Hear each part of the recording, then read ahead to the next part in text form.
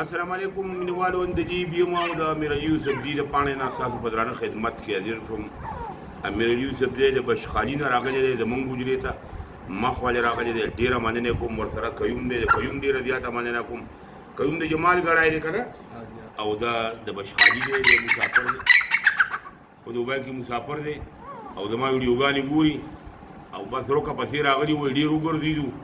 نو خامخا چې دغسې څوک روکه پسې راشي بې تپوسه راشي ما به ګرځي تکلیف کې وایي. په نن دور کې هېڅ چا څخه چې دی نو بې تپوسه مه دی.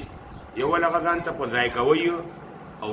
هغه نه ټیم اخلئ ځان ته په ځای کوئ هغه به راته لوکیشن ښایي چې دې ځای ته راشه دې ځای یو مونږ نو په هغه حساب ډېر په اسانه باندې راورسي او چې بې تپوسه راشي نو یو ته ځای نه معلوم بیا کله نږدې ګرځي او یو پل پله ځي نو نن دور کې خامخا چې راځئ نو مخکې نه کنټیکټ وکړئ ما څخه بل چا څخه چې چا څخه دی نو یو بل ځان ته سړی په ځای کوي نو بیا ورڅخه ورشئ. ډېره مننه د امیر علي یوسفزي کوم د قیوم کوم او د تنظرې غوښتنه یې وکړه. پرون د سوات نه ملګري راغلي وو په هغې کې مونږ تنظرې خولی وو هغوی مو غوښتنه کوله چې تنظرې او نن بیا نو ویډیو کوو نو زه هم ویډیو ته خوشحاله شي چې څوک راشي که نه وې که نه ولې وې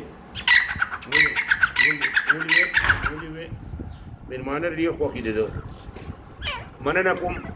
د دغه مینوالو د نورو مینوالو د ټولو مننه کوم. ښاد او آباد راته اوسئ. دوه شعرونه به داسې ووامه چې زړه دا د مینې خاپیري به دننه وباسمه زړه دا د مینې خاپیري به دننه وباسمه او ته ډېر مست شوی یې مستي به دننه وباسمه او په لاس به راشي خدای بېګیره کړي د باز پنجو کې خدای بېګیره کړي د باز پنجو کې او ځوانۍ د ټول عمر نیستي به دننه وباسمه او په غریبۍ پورې مې ټوکې مکو وخت به راشي مې ټوکې مکو وخت به راشي او د خان بچیا دا خاني به دننه وباسمه. ډېره مننه کوم. ښاد آباد دې راته اوسي. ته څه وایې زما مینوال چې ویني مونږ د دلیپ ماما ډېره شکریه ادا کړو چې مونږ ته ټایم راکړو او ډېره مطلب موږ ته صرف یو میسج کړی و چې مونږ به درځو او دلته کې مونږ راغلي وو ډېره شکریه ادا کړو. الله پاک مو ښاد آباد خوشحاله بریالي وساتي او دغه شان د پښتنو سره چې پرې کوئ نرمدازو سره پرې کوي. ډېره شکریه ډېره مننه ډېر خوشحاله اوسئ. امیر علي یوسفزي صاحب څه وایي؟ ستاسو ډېره مننه کوم چې په یو میسج مې مونږ ته خپل دی دغه مېلمانه مو ډېره مننه کوم چې شاعر دی کو ادیب دی کو هر سړی چې د پښتو ژبې خدمت هر کوي هغه په سر سترګو مونږ دغه پکار چې هغه خیال وساتو د وساتو په هر قسمه یې او ادب یې او په دې دور کې حالانکې ډېر کسان پیدا کېږي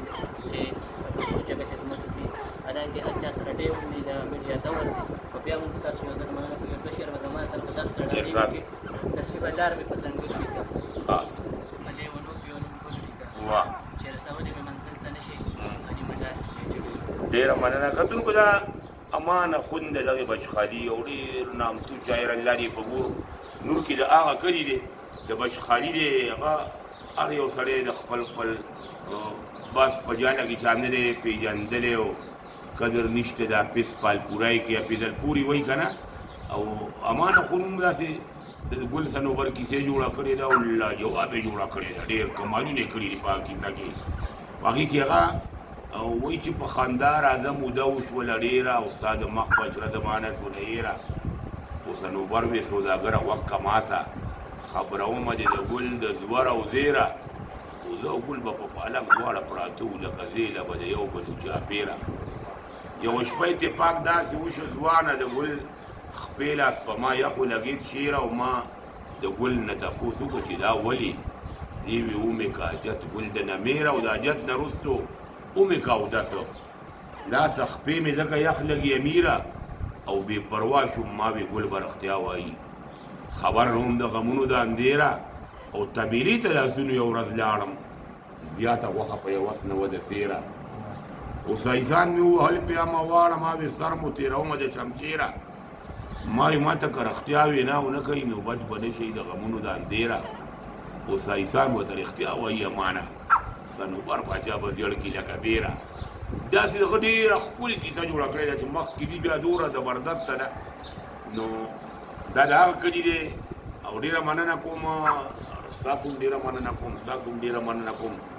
او دا څه خبره ده چې موږ یې ټایم راکړو زه به د بشخالي نه راځي او د مردان نه به راځي زه به ټایم نه در کوم زه څوک یم چې زه به ټایم نه در کوم هر چا دپاره بلا ټایم دی خو بخښنه او مننه چې راځئ نو یول ووایي چې موږ درځو هر چا ته دغه وایم چې زه یم او تاسو راشئ نو زه به خوشحال یم چې زه نه یم او تاسو راشئ نو بیا به ډېر افسوس کوم چې زه بل ځای یم او تاسو راشئ بغیر زما د لیدو نه لاړ شئ ډېره مننه